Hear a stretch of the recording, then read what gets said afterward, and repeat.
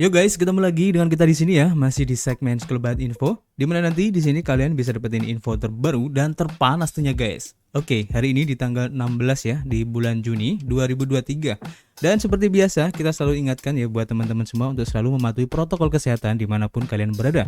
Apalagi di keramaian ya, karena di luar sana banyak sekali virus-virus dan juga penyakit ya yang mengancam kesehatan kita guys. Oke, kita langsung saja melihat bagaimana update dari global crypto market cap seperti yang terlihat ya dari data coin market cap di sini menunjukkan adanya kenaikan di 1,1% ya. Dan tentu saja ini adalah efek dari kontribusi Bitcoin dan juga teman-temannya, dimana untuk Bitcoin dalam waktu 24 jam mengalami ya masih bisa dibilang tuh sideways ya di 0,4% ya meskipun hijau. Tapi kalau kita lihat ke belakang selama 7 hari Bitcoin mengalami penurunan di 5% guys. Begitu juga dengan Ethereum ya, dalam waktu 1 minggu ke belakang turunnya di 11% guys. Untuk hari ini mengawali harinya ya masih merah di 0,2%. Kemudian untuk BNB juga cukup lumayan jelek ya, mengawali hari ini turun di 2,5% guys. Kemudian untuk SRP juga turun di 2%. Cardano juga 2%. Untuk Dogecoin cukup bagus ya, hijau di 1,1%. Untuk Solana belum ada pergerakan. Polygon ini turunnya lebih parah lagi ya di 6%. Dan dalam waktu 1 minggu turunnya di 26% guys. Ini cukup dalam juga ya. Kemudian untuk Litecoin, Polkadot dan juga Toncoin dan beberapa altcoin yang lain ya, pergerakannya tidak jauh berbeda ya dari Bitcoin dan rata-rata antara 2-3% guys. Oke, kita lihat bagaimana update dari pergerakan harga Bitcoin untuk chartnya ya. Untuk time frame daily-nya terlihat di sini close candle-nya hijau dan tertahan kemarin di titik resisten 25.000 guys. Dan seperti yang sudah kita prediksikan di awal ya kemarin-kemarin bahwa di harga 25.000 itu merupakan titik support psikologi yang cukup kuat ya guys, dan pasti banyak banget orang-orang ataupun investor yang menunggu di harga ini sehingga tekanan jual ini lebih kecil jika dibandingkan dengan tekanan belinya yang mengakibatkan harga ataupun candle kemarin ini close-nya hijau ya. Dan kita doakan aja semoga tren positif ini masih berlanjut dan akan mencoba lagi di harga $26.000 guys. Kita doakan aja seperti itu. Nanti kita akan update lagi ya. Dan kita langsung menuju ke informasi yang pertama hari ini guys. Kita lansir ya dari harian CoinDesk. Dan ini masih berhubungan dengan Binance dan SEC kemarin ya. Dan untuk update-nya di sini Binance US akhirnya memotong staff setelah gugatan dari SEC kemarin ya. Dan ini mengutip proses litigasi yang sangat mahal katanya guys. Jadi menurut laporan menunjukkan sekitar 10% karyawan perusahaan ini telah diberhentikan. Jadi Binance US sebagai afiliasi di Amerika Serikat ya dari pertukaran kripto Binance ini telah memberhentikan sebagian stafnya ya sekitar 1 minggu setelah Komisi Sekuritas dan Bursa Amerika Serikat SEC mengajukan tuntutan hukum terhadap kedua entitas tersebut guys. Dalam dokumen yang dilihat ya oleh CoinDesk, manajemen menggambarkan bahwa SEC sebagai regulator yang bermotivasi politik yang memaksanya untuk menjadi bursa khusus kripto. Sebagai bagian dari transisi ini dan karena persiapan kami untuk proses litigasi multi tahun dan sangat mahal, Dewan telah meminta manajemen untuk mengecilkan ukuran tim kami di seluruh perusahaan dan mengurangi tingkat burn rate kami. Bunyi dokumen tersebut guys. Tidak seperti setiap perusahaan kripto Amerika Serikat lainnya ya, kami telah bekerja untuk menghindari skenario ini, tetapi keadaan sekarang telah berubah.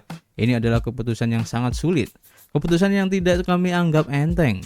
Dan kami sedih melihat rekan-rekan kami pergi, tetapi kami mendoakan yang terbaik untuk mereka dan akan melakukan apa yang kami bisa untuk membantu mereka dalam transisi ini guys. Menurut laporan dari Reuters, sekitar 50 posisi telah dipangkas guys, dan halaman LinkedIn di Binance US juga menunjukkan bahwa perusahaan tersebut memiliki 487 karyawan. SEC minggu lalu menggugat Binance US bersama dengan Binance dan pendiri serta CEO Changbeng Zhao atas tuduhan penawaran sekuritas yang tidak terdaftar kepada masyarakat umum guys. SEC juga meminta perintah penahanan sementara untuk pembekuan aset yang terkait dengan Binance US. Tetapi hakim pada hari Kamis menolak perintah tersebut sehingga memungkinkan bursa tersebut untuk terus melakukan bisnis di Amerika Serikat guys. Jadi ini adalah imbas ya dari perseteruan Binance US dengan SEC akhirnya melakukan pemecatan.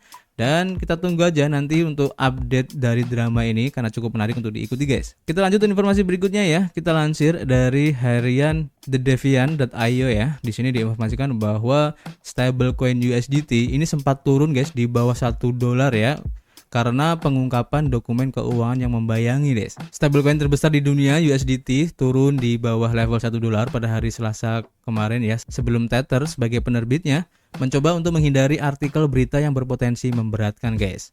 USDT turun serendah 0,994 dolar pada 14 Juni, terendah sejak 26 April ya, sebelum bangkit kembali ke harga 0,999 dolar menurut CoinGecko.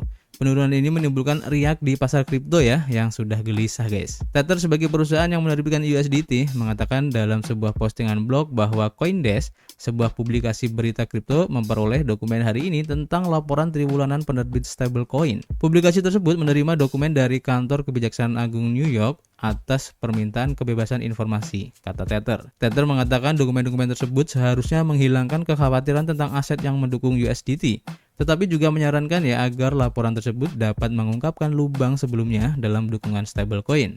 Materi sudah usang dan tidak secara akurat mencerminkan keadaan cadangan kami saat ini, juga tidak memperhitungkan perubahan transformatif dalam ekosistem kami, kata postingan perusahaan, menambahkan bahwa tidak ada yang disembunyikan dan bahwa mereka akan mencari tanda-tanda manipulasi pasar seperti yang terjadi ya pada penjualan massal USDT kemarin yang menyebabkan riak-riak ketakutan di komunitas kripto. Kami merasa curiga bahwa serangan hari ini terhadap USDT melalui DeFi dan pertukaran terpusat terjadi pada hari ketika materi diserahkan ke CoinDesk, kata postingan tersebut guys. Nah, ini berhubungan dengan penjualan dari Tripool ya. Jadi Tripool merupakan kumpulan aset di bursa Curve Finance yang menampung 3 stablecoin terbesar ya, menunjukkan investor memperdagangkan USDT untuk DAI dan USDC menurut Dune Analytics. Namun jika dilihat lebih dekat ya, tingkat ketakutan tidak sedramatis pada bulan Maret ketika runtuhnya Silvergate dan Silicon Valley Bank ya, dan menyebabkan investor menarik semua kecuali 2,1% USDT dari Triple Curve. Pada saat itu USDC sebagai stablecoin terbesar kedua di dunia kripto turun hingga serendah 0,966 dolar guys. USDT telah mendominasi pasar stablecoin pada tahun 2023 ya, dan memperoleh lebih dari 17 miliar dolar dari kapitalisasi pasar tahun ini hingga mencapai lebih dari 83 miliar dolar guys. USDC telah mengalami penurunan sejak di-peg ya di bulan Maret dan turun hampir 40% menjadi kapitalisasi pasarnya di 28 miliar dolar guys. Masih berhubungan dengan USDT ini guys, seperti yang kita laporkan dari harian EMB Crypto. Di sini diinformasikan bahwa Tether ini dalam serangan whales ya dan membuang USDT-nya guys. Tapi kata CTO-nya ini tetap teguh ya. Jadi Tether mengalami sedikit penurunan dari rasio 1:1 dengan USD di tengah-tengah para whale yang membuang stablecoin-nya ya. Namun CTO dari Tether tetap teguh dalam menghadapi tekanan jual ini guys. USDT Tether stablecoin dengan kapitalisasi pasar sebesar 83 miliar mengalami sedikit penurunan ya dari rasio 1:1 ya dengan dolar Amerika Serikat di Curve DEX. Peristiwa tak terduga ini menghadirkan peluang unik bagi para pedagang DeFi yang cepat untuk melakukan arbitrase guys. Dalam peristiwa yang tidak terduga, USDT terlihat mengalami de-pegging dengan harga turun di 0,08% dalam 24 jam menurut CoinMarketCap. Pada saat berita ini diturunkan, harga USDT berada di 0,998971 dolar guys, dengan volume perdagangan 24 jamnya sebesar 31,2 juta dolar. Melihat lebih dekat ya ke penyebab tren turun mengungkapkan bahwa para paus ini telah memulai aksi jual USDT guys, dan hal ini menyebabkan dumping menyumbang lebih dari 73% dari Curve Triple. Selain itu ya, menurut data dari Look On Chain, whale dengan kode walletnya OX3356 membuat alamat baru untuk menyetor 52,5 juta USDC dan meminjam 40 juta USDT ya pada protokol AAV dan Compound. Kemudian paus tersebut mendepositkan 40 juta USDT ke Coinbase dan juga Kraken. Langkah ini memulai serangkaian peminjaman ya di AAV versi 2 dan hal ini menyebabkan melonjaknya suku bunga pinjaman untuk USDT guys. Suku bunga deposito melonjak lebih dari 20% dan suku bunga pinjaman melonjak lebih dari 30%. Selain itu, setelah sekitar 5 jam, dua paus lainnya juga menjual USDT-nya senilai 9,6 juta dolar sesuai data dari Look On Chain. Yang perlu disebutkan adalah bahwa alamat Ethereum yang diidentifikasi sebagai czsamsun.eth menggunakan 17.400 Ethereum atau senilai 28 juta dolar dan 14.690 STETH atau sekitar 24 juta dolar sebagai jaminan ya untuk meminjam 31,5 juta dolar USDT dari AAV versi 2. Alamat tersebut kemudian menukarkan USDT yang dipinjam dengan 31,47 juta USDC dengan harga 0,997 dolar ya di Curve. Karena beberapa kali feud, paus terus membuang USDT-nya. De-pegging USDT yang tiba-tiba dari USD memberikan peluang tersendiri ya bagi para pedagang ini untuk terlibat dalam arbitrase. Selain itu, para pelaku pasar memanfaatkan peluang ini dengan meningkatkan pinjaman USDT mereka secara signifikan dari AAV. Para peminjam memilih untuk menjual USDT yang telah didevaluasi ya dengan DAI atau USDC. Yang keduanya mempertahankan nilai tukar 1:1 dengan dolar Amerika Serikat, dan lonjakan arus masuk ini sangat tidak normal ya, dan menimbulkan kecurigaan akan meningkatnya ketakutan, ketidakpastian, dan keraguan ya, atau FUD atau pengetahuan orang dalam guys. Menyusul situasi yang menegangkan ini ya, CTO dari Tether yaitu Paulo Ardoino mengeluarkan pernyataan. Ardoino mengakui adanya potensi penyerang yang memanfaatkan sentimen umum yang ada.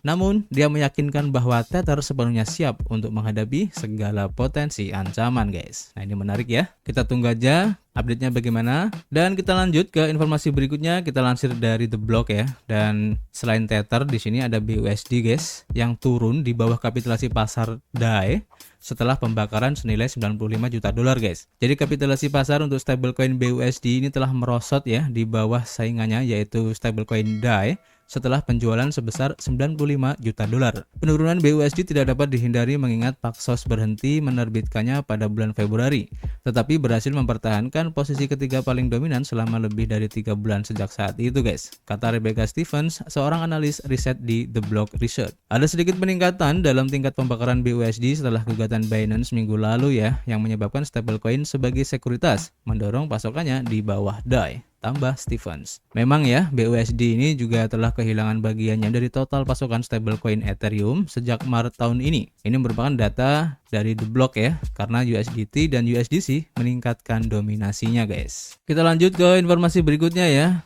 Kita tinggalkan dulu untuk stablecoin, dan ini ada berita yang cukup menarik. Kita lansir dari Cointelegraph ya, dimana di sini diinformasikan bahwa BlackRock, guys, ini akan dia mengajukan permohonan untuk ETF Bitcoin Spot, dan jika ini disetujui, maka ini akan menjadi yang pertama ya di Amerika Serikat. Nah, ini menarik ya. Jadi perusahaan investasi ini bergabung dengan deretan panjang untuk pemohon ya, yaitu ARK, termasuk di antara mereka yang masih menunggu kabar dari SEC, dan juga Grayscale telah mengajukan banding atas penolakannya, guys. BlackRock telah mengajukan aplikasi untuk dana yang diperdagangkan di bursa Bitcoin ya, atau ETF. Perusahaan investasi ini merupakan yang terbesar di dunia dan akan menjadi ETF spot kripto pertama di Amerika Serikat jika mendapat persetujuan. Menurut pengisian oleh bursa saham Nasdaq dengan Komisi Sekuritas dan Bursa Amerika Serikat SEC, Coinbase Custody Trust Company akan menjadi kustodian dari kepemilikan Bitcoin dana tersebut, dan Bank of New York Mellon akan menyimpan fiatnya, guys.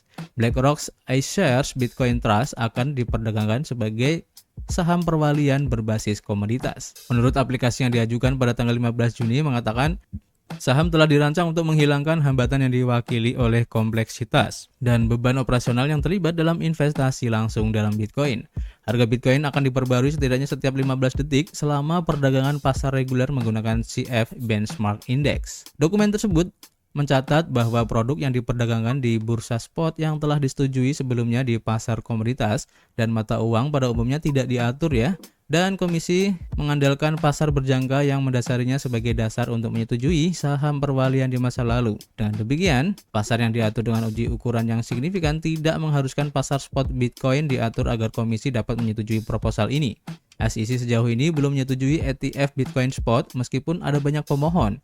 Grayscale membawa SEC ke pengadilan banding ya untuk memperdebatkan kesehatan Bitcoin berjangka setelah SEC menolak permohonannya untuk membuat ETF Bitcoin Spot. ARK Invest milik Cathie Wood dan perusahaan investasi Eropa 21 Shares juga telah mendesak ya untuk mendapatkan persetujuan ETF Bitcoin Spot dengan mengajukan aplikasi ketiga mereka pada bulan April. ETF Bitcoin yang diperdagangkan di tempat pertama di dunia adalah ETF Bitcoin tujuan Kanada, guys, yang didirikan pada awal 2021, guys. Ini keren banget ya jika ETF dari BlackRock ini akan disetujui dan akan menjadi yang pertama di Amerika Serikat, dan tentu saja ini efeknya akan signifikan banget, guys, dan tentu saja juga akan bisa mendongkrak harga dari Bitcoin ini. Dan kemungkinan juga ini akan menjadi awal ya saat-saat dimana fase bullish dari Bitcoin ini akan naik lagi jika disetujui untuk ETF Bitcoin Spot ini, guys. Ini keren banget ya. Dan selanjutnya masih berhubungan dengan ETF Bitcoin ini ya. Seperti kita lansir dari harian Crypto Slate, di mana BlackRock ini mengajukan permohonan untuk ETF Bitcoin Spot. Sedangkan Coinbase ini akan menjadi kustodian untuk kepemilikan Bitcoin-nya guys. Nah, ini menarik ya. Jadi Coinbase Custody Trust Co. LLC akan berfungsi sebagai kustodian untuk kepemilikan Bitcoin Trust dengan Bank of New York Mellon sebagai kustodian untuk kepemilikan uang tunai trust. Jadi saham yang diterbitkan oleh ETF diharapkan akan terdaftar di Nasdaq dengan simbol yang belum ditentukan guys. Dan menurut pengajuan tersebut, ETF bermaksud untuk menerbitkan dan menebus saham hanya dalam blok 40.000 atau kelipatan integral daripadanya dengan blok 40.000 saham yang dinamakan basket atau keranjang ya. Transaksi penerbitan dan penebusan ini akan dilakukan dengan menukar Bitcoin dengan keranjang yang ditawarkan secara terus-menerus pada nilai aset bersih per saham untuk 40.000 saham pada hari ketika pesanan untuk membuat atau menebus keranjang diterima oleh ETF. Pengajuan tersebut tidak mengungkapkan ya jumlah Bitcoin yang telah disetorkan ke dalam perwalian.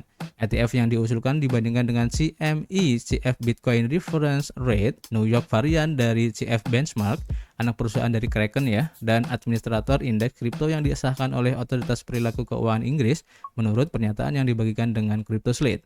Menurut pernyataan tersebut, CF Benchmark juga mengambil data harga dari bursa mata uang kripto yang memenuhi standar integritas dan transparansi pasar setinggi mungkin. Sui Chung sebagai CEO CF Benchmark mengatakan ya, diperkirakan 20% orang Amerika sekarang itu telah memiliki Bitcoin pada suatu saat. ETF yang diusulkan BlackRock berpotensi menawarkan 80% lainnya, sebuah opsi yang sama sekali lebih familiar guys dan mudah diakses. Pengajuan tersebut mencantumkan faktor-faktor resiko tertentu yang terkait dengan aset digital, termasuk volatilitas yang ekstrim yang dapat berdampak buruk secara material terhadap nilai saham dan saham tersebut dapat kehilangan semua atau sebagian besar nilainya. BlackRock iShares Bitcoin Trust juga mencatat ya dalam pengajuan bahwa investasi dalam trust dapat dipengaruhi secara negatif oleh potensi amandemen pada protokol dan perangkat lunak jaringan Bitcoin dan juga mencatat tantangan penskalaan untuk kecepatan dan volume transaksi di jaringan untuk aset digital. Selain itu, ETF juga mencatat dalam pengajuan bahwa garpu sementara atau permanen dapat berdampak buruk ya pada nilai saham dan juga mencatat bahwa pemegang saham mungkin tidak menerima manfaat dari garpu atau airdrop. Untuk hard fork, trust akan menentukan jaringan mana yang sesuai dengan tujuannya dan mencatat bahwa fork semacam itu dapat mengubah kode sumber ke jaringan Bitcoin termasuk batas pasokan di 21 juta Bitcoin. ETF spot sebelumnya ini telah gagal ya melewati dari SEC kemarin ya, di mana persetujuan ETF Bitcoin Spot telah menjadi masalah di Amerika Serikat dengan SEC telah menolak semua aplikasi ETF Bitcoin Spot hingga saat ini guys. Namun, badan pengatur telah memberikan lampu hijau untuk beberapa ETF berjangka Bitcoin. Keraguan SEC untuk menyetujui ETF Bitcoin Spot terutama disebabkan oleh kekhawatiran akan manipulasi pasar dan kurangnya pengawasan pada banyak bursa mata uang kripto. Grayscale Investment sebagai anak perusahaan dari Digital Currency Group saat ini terlibat dalam pertarungan hukum dengan SEC untuk menentang penolakan konversi Grayscale Bitcoin Trust menjadi ETF Bitcoin Spot. Jadi kita tunggu ya untuk perkembangan dari ETF Bitcoin Spot ini, karena ini akan sangat masif banget guys. Karena ini sangat masif banget ya untuk efeknya, khususnya untuk Bitcoin itu sendiri ya. Dan ini keren banget. Dan kita akan update lagi nanti perkembangannya seperti apa ya. Dan untuk informasi hari ini cukup ya. Nanti kita akan update lagi dan seperti biasa kita selalu menunggu kritik dan saran kalian di kolom komentar ya. Nanti kalian bisa ngobrol banyak di dalamnya dan yang pasti kita akan ketemu lagi guys di informasi berikutnya. Peace.